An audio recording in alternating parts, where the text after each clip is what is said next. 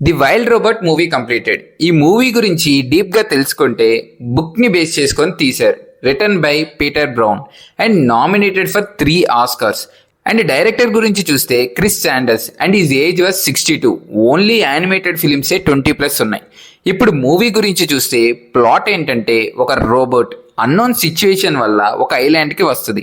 అయితే అదే టైంలో ఒక బేబీ గూస్ని కేర్ చేసుకుంటుంది. అసలు అక్కడ ఎలా సర్వైవ్ అయ్యింది అండ్ ఆ బేబీ గూస్తో ఆ జర్నీ ఫైనల్గా ఏం జరిగింది అనేది స్టోరీ. ఇప్పుడు ఈ మూవీలో ప్లస్ పాయింట్స్ గురించి కాదు, చాలా నచ్చిన పాయింట్స్ గురించి మాట్లాడుకుందాం.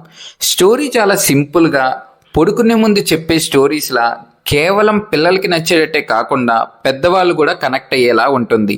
అండ్ ఆ స్క్రీన్ ప్లే కూడా ప్రతి ఒక్క సీన్ని ఎంజాయ్ చేసేలా చాలా నీట్గా కనెక్ట్ చేసుకుంటూ వెళ్ళడం అనేది బాగుంది. అండ్ ఒక ప్యాటర్న్ మన మైండ్లో ఫిక్స్ అయిన ఒక టైంకి కంప్లీట్ డిఫరెంట్గా అనుకున్న దానికన్నా ఇంకా అందంగా చూపిస్తారు.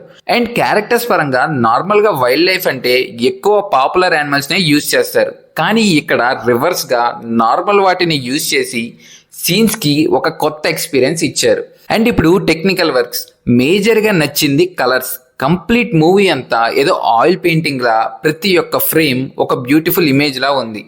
అండ్ అక్కడ కూడా స్టాండర్డ్ కలర్స్ కాకుండా కొత్తగా ట్రై చేశారు. యాక్చువల్గా ఇలాంటి మూవీస్లో ఎమోషన్ అనేది లిమిటెడ్గా ఉంటుంది, బట్ ఇక్కడ ఒక స్ట్రాంగ్ బాండ్ అనేది క్రియేట్ చేసి ఎమోషన్ అనేది బాగా ప్రజెంట్ చేశారు. ఓవరాల్గా యానిమేటెడ్ మూవీస్లో ఒక కంప్లీట్ ఎమోషనల్ రైడ్ కావాలంటే ఈ మూవీ చూడండి. మీకు ఈ వీడియో నచ్చినట్టయితే please like, share and subscribe. Thank you.